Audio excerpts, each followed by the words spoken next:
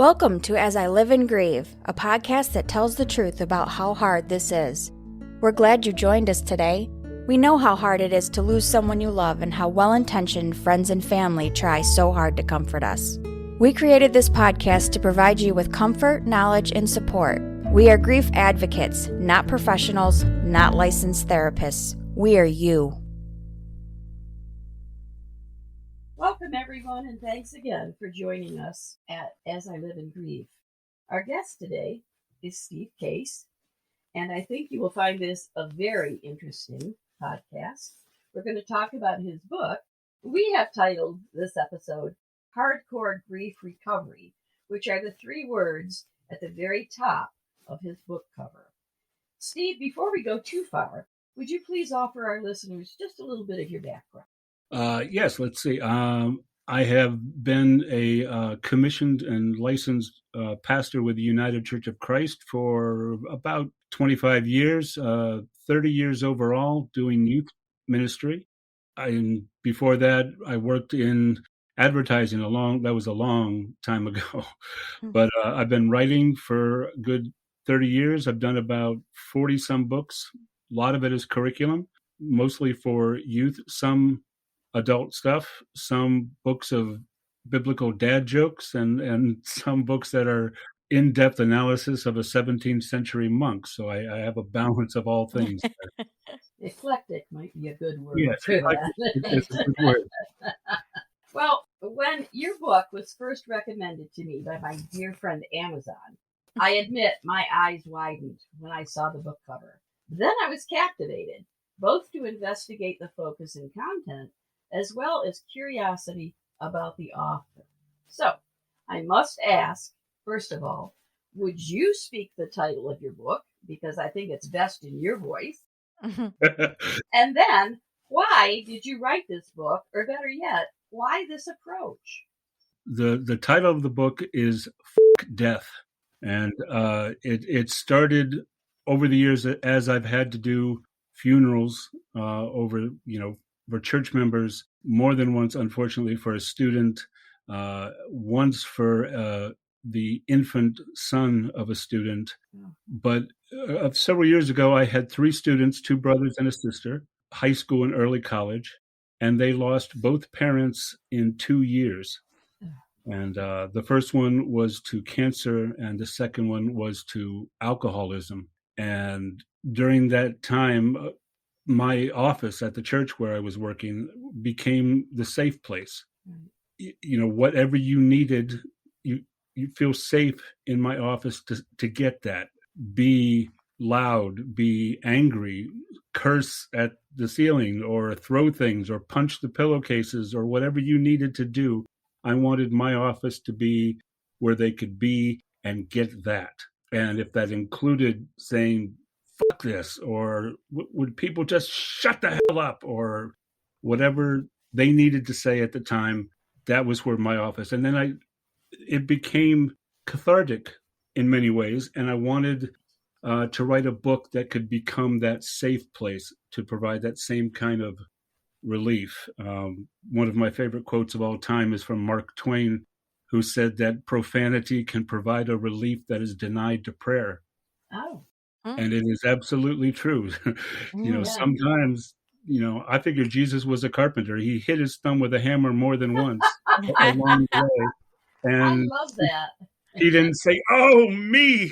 No, there was something else. I'm sure that whatever the Hebrew or Aramaic version of "damn it," whatever that is, I'm sure that's what came out of Jesus at the time. I love that story.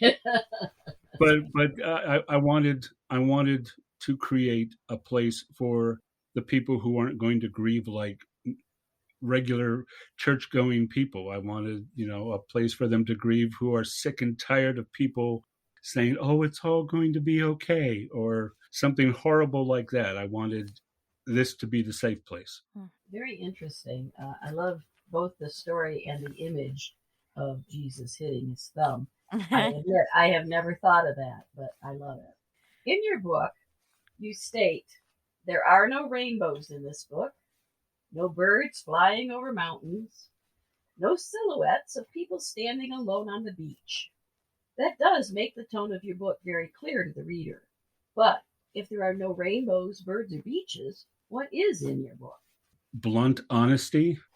I lost my father just a year ago, October, and my mother about 7 years before that. And one of the things I got tired of very quickly was pity, Yes.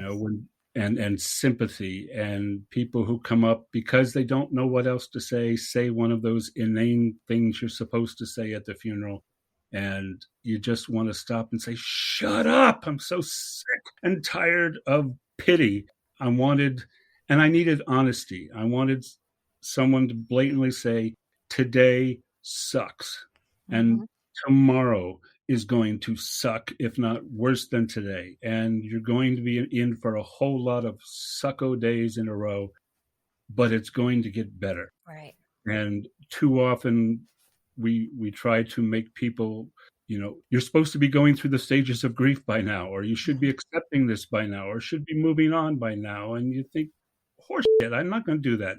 Let me do this at my own pace. And that's what I wanted the book to do. It does. Your book is definitely a dose of reality for those who are grieving. Another line in your book says, yes, there are worse days to come. It certainly doesn't sound encouraging. How's this intended to help someone? I think it's the honesty of it. Like I said, I think we get tired of sympathy, and I want someone just to be honest and say, this is what's happening, and to you physically also, and emotionally and mentally and spiritually for those who believe that way. We need to remind people that it is a process. You go through it. You do come out the other side, even if it doesn't look like it right now. Yeah. One of your premises is that everyone has something stupid to say to you. Yes. Can you explain this? And please, examples are very welcome. Oh, yes. It started with a friend of mine. He and I just were at one point, we're trading what is the worst thing anyone has ever said at a funeral. And it became like a competition between he and I. Everybody starts with they're in a better place, which is, you want to think, no, they're not. They should be here now. I don't want them in a better place. Or I made a list of them. I put all of them in the book. Let's see. Things will get better with time, or they look so natural, which is just, I hate that. Yes. Let's say, they're exploring the best restaurants, bars, playgrounds, whatever in heaven. Let's see. They'll look great with wings. Don't worry. They're only sleeping. Let's see. They're soaring with the angels. And a nod to Monty Python. Joined the choir invisible. You actually heard all these things said? Yes, this is things that I've heard over the years. Oh my gosh! The worst one I ever heard. Somebody actually said to someone whose funeral I had just done, the funeral of their child. Someone said to them, "You can always have more kids." Oh yeah. Oh my God! And and to their credit, they just stood there and smiled and nodded and said thank you. But you could see them seething underneath. They just wanted to scream. Yeah. Now I know, and I have to insert that I hope, and maybe this is just the optimistic, positive side of me, that I hope many of those things were said because the people were really fumbling for something to say. Oh yeah, people were comfortable with the silence. We have no idea what to say, and we're completely uncomfortable with silence. And silence is what is needed the most sometimes. Just be present in my life. You don't have to fix me. You don't have to say the right thing. Just be there, and that speaks volumes without words. Absolutely. Absolutely. When I read this book, and I have read it, actually I'm on my second reading, I personally found this to be exactly the book I needed and wanted on many days after losing my husband. I will state that this book might not be for everyone, but I feel it is for many people because it's honest, it's to the point, it's blunt, but it's so truthful. And I have to add that if someone finds your words what they need to hear, they might want to consider using your companion workbook, which I have not looked at yet, but tell us about the workbook. Well, the workbook was the idea of Sourcebooks, the publisher, who thought, the original book has room for journaling and it's got some space where you can jot down ideas, but the workbook is much more of a hands-on companion. There are places in the workbook where it says, rip this page out and burn it, and Wow. lot more space to write down ideas or write down your thoughts or draw pictures of what you think grief looks like. Is it a troll knocking at your door, or is grief some other kind of monster? Whatever. It's much more creative outlets and a hands-on approach or exercises to doing things, like take one day and see how long you can go carrying a laundry basket or a rolling pin or something in your hand. How far can you go in your day with this thing in your hand, and when are you able to finally put it down and move on with your day? Now take that idea and understand you're going to be carrying this grief around with you, but eventually you're going to have to put it down because it's getting in the way of the rest of your life. Oh, that's so creative. I like that. Yeah. Now I'm going to have to get the workbook. It's so creative to me. And, I just love different perspectives. Right. But like your book, I think the workbook, again, it's honest, it's truthful, and it's going to echo exactly what people are feeling. But the examples are so good. And like the one with the rolling pin or the laundry basket, I think that's an excellent idea and a great concept. Yeah. Wow. That's wonderful. Yeah, I've got to get the workbook now. Steve, have you considered broaching other life milestones with other books? Something similar, like parenting, marriage, divorce? I have given thought. Over 30 years ago now, I actually quit my job so that I could be the primary stay-at-home parent, in my kid's life. My wife was brilliantly making twice my income at the time when my daughter was born. And so it made no sense for her to quit her job, and we didn't want to do daycare. And so we decided, okay, what can we do without, so that I can stay at home and raise the kids. So I thought about a parenting one.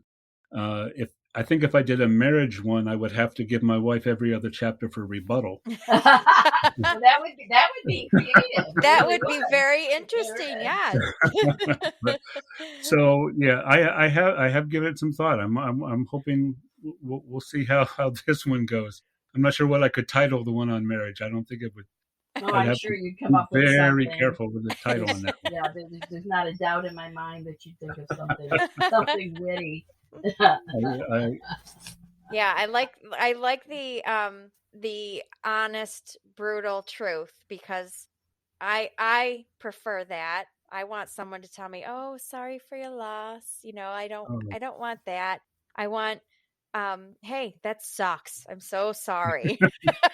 This Literally. truly, and I think in other areas of our lives, I think that the brutal, honest truth would be fantastic. and it's grief, and grief is not. It is still grieving. Like in the event of a divorce, you're still going to go through the grieving process. Right. Or if you've been fired from your job, Yep. you're still going to go through this process because you're grieving the loss of life you were going to have, Right. or Exactly. life you were going to have. That's gone now. So what are you going to do? How do you go through this process still? Right. Yeah. Right. And I think for me, this is exactly what I needed, and probably at some other point in my life will still need. So now I know about it. But I think it's a perspective that we don't often hear. Right. So we never really knew that we could find comfort in this brutal honesty. We never really realized that. So it's a revelation in some respects, I think, that, we can be honest about it and direct about it and not sugarcoat it and not say all those platitudes that are meaningless, that we can just be real. Yeah, I think people associate the platitudes with church. Unfortunately, like you're going to go to church and try to be stoic about it, and Exactly. we're going to read scripture, and that's supposed to help you feel better. Well, no, it didn't right now. Just that kind of. There are people out there who will not take comfort from hearing the 23rd Psalm again. Yeah. Some people will. I mean, but some people don't. And if it doesn't connect with you, then the grief isn't going to heal. Right. I was thinking about this. My wife's grandmother was a huge Rolling Stones fan, and when she died, the funeral home dug out the CD of the organ playing "How Great Thou Art," which she would have hated. Exactly. That and there should be something for the people who aren't going to connect religiously. Right. Yeah, I think many people are getting more creative and more personal in their funeral services. Yes. And not being quite so reserved or dignified about some of them. I know I tell this story at my husband's funeral. His was a military funeral, and one of his really, really good friends came up after the eulogy, but Tim came up to say a few words about what his friendship with Tom meant to him. And in his hand, he had a Tim Hortons coffee cup. Now, probably very few people that were there understood the significance, but my husband had a habit every day. He wanted his Tim Hortons coffee, and even to almost the last day of his life. But at that point, he wasn't swallowing and couldn't have it anymore. But that Tim Hortons coffee made me take a break from that overwhelming grief and made me laugh. And I'll never forget that. And I am so, so grateful for that moment, because it broke the entire solemnity of the event and allowed me to kind of regroup and get through the day. Just that little piece. Laughter through tears is one of the most beautiful things. Absolutely. I did a funeral for a church member who had passed away, and half of the eulogy was golf jokes.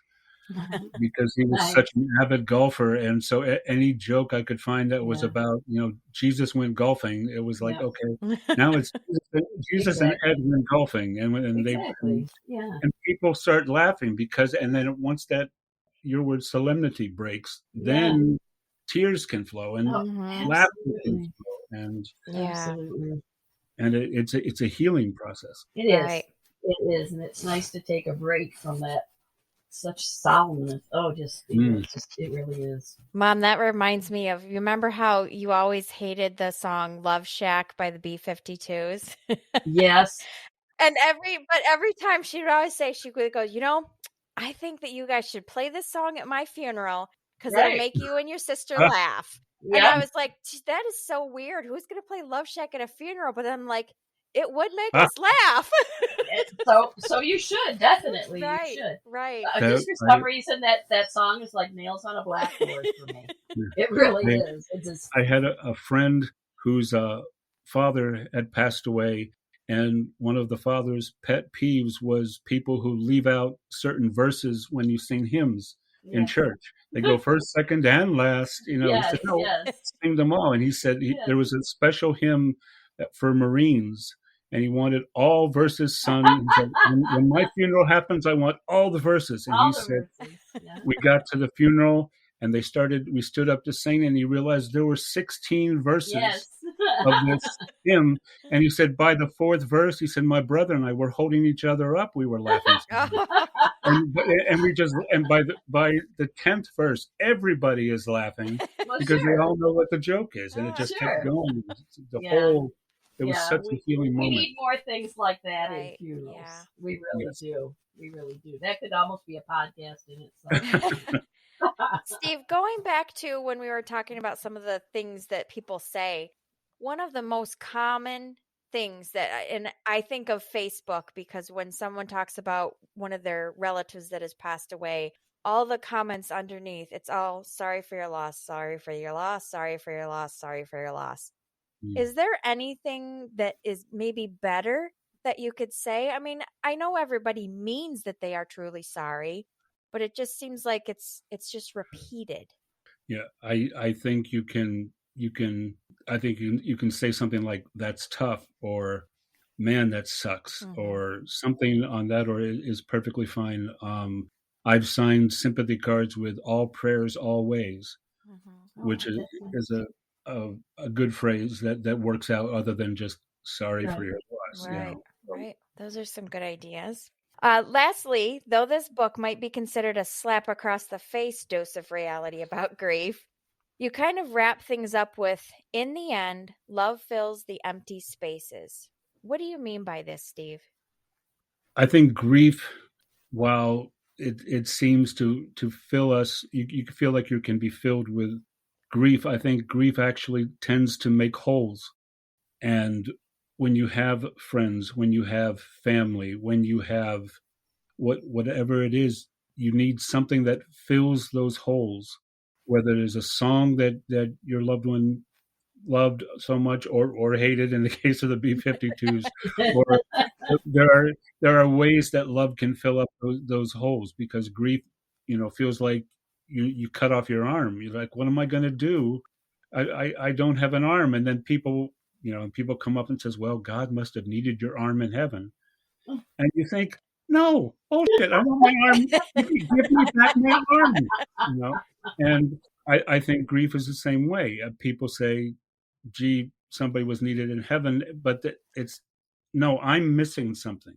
I'm missing an appendage. I'm missing a piece of my heart. I'm missing a piece of my soul. Right. And over time, love can fill that back in again. It's never going to be perfect. It's never ever going to be like it was. Right. But it's going to be okay. You learn to live with that grief and be able to move on with your life.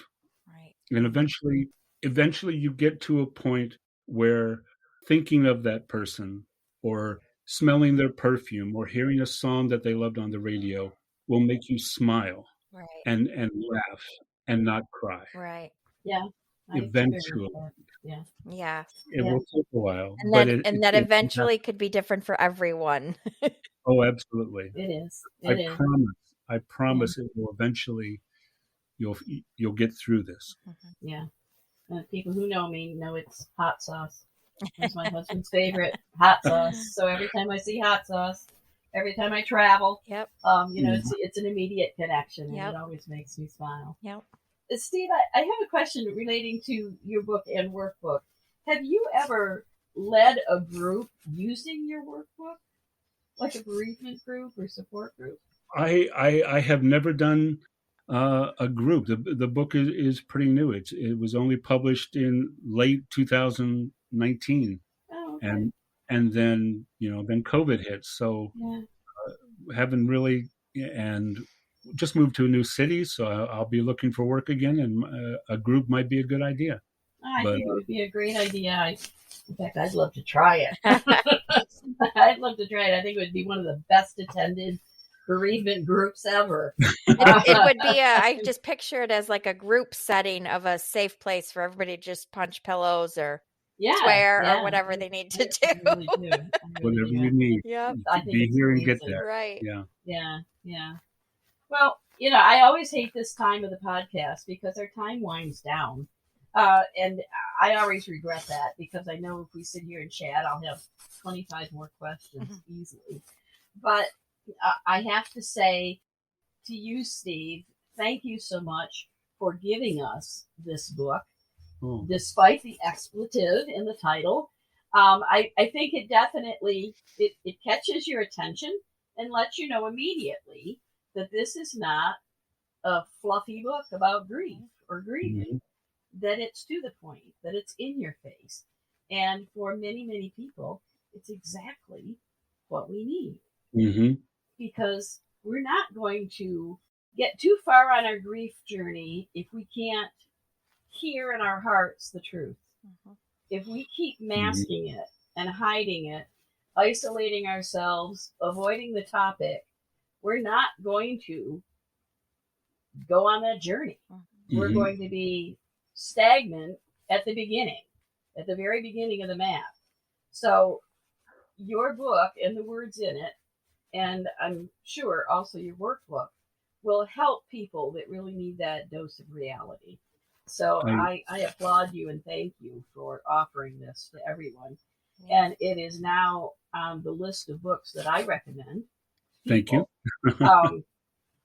And I tell him, if you don't like the expletive, he doesn't spell it out. He's got some pretty symbols in the middle. So, it's still in the words, though. Yeah, I know, but it doesn't matter. It doesn't matter. And most people, even if they don't utter those words themselves, probably they are thinking them without the symbols. The symbols. So again, I want to say thank you, and we want to offer you a few minutes to just tell our listeners, without Stephanie or I directing you by questions, just talk to our listeners and let them know what services you offer. Let them know about your other books. Let them know about your website. Whatever you've got going on, whatever you'd like our listeners to hear, this is your opportunity.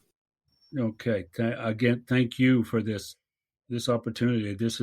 This book, it's one of those things where, if you ask a minister about weddings or funerals, and most of them will tell you they could put up a cardboard cutout of themselves and play a recording at a wedding. But it is when you do a funeral that you really feel like you're doing what you were called to do, that you're actually doing ministry at times like that. And this book was part of that.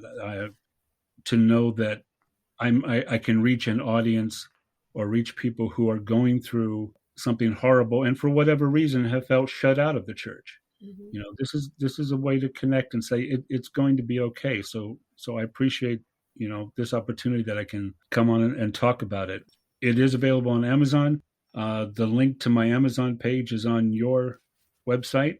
There are, along with, like I said, I wrote a book that was re-examining the words of Brother Lawrence and the practice of the presence of God. And then I follow that up with, the book of biblical flatulence, which is just an entire book of biblical fart jokes. And I need to do it that way for my own brain. So I have balance. Right. But if anybody would like to send me an email, or I have done, public speaking and led workshops before in youth ministry, and I'm planning on branching out into maybe doing something with grief in the new year. You can send me an email, and the email address is fkdeath.case@gmail. I do appreciate it. Thank you. Oh, you're certainly welcome. It's our pleasure. Yeah. It's been a delight talking to you and learning more about the background of the book itself and your intention and everything, which, again, is very obvious in your words. And I love it. I really do. I love it. Thank you very much. I appreciate it. Yeah. As with all of our other guests, Steve's information, his contact information, and the link to purchase his book will be on our website and also in the episode notes in the podcast apps. And certainly get the book. It will be a huge help. So we need to wrap up for today. So I just want to thank everyone, wherever you may be. Remember to take care of yourselves and join us again next week as we all continue to live in grief. Thank you so much for listening with us today. Do you have a topic that you'd like us to cover, or do you have a question from one of our episodes? Please email us at info@asiliveinGrieve.com and let us know. We hope you will find a moment to leave a review, send an email, and share with others. Join us next time as we continue to live and grieve together.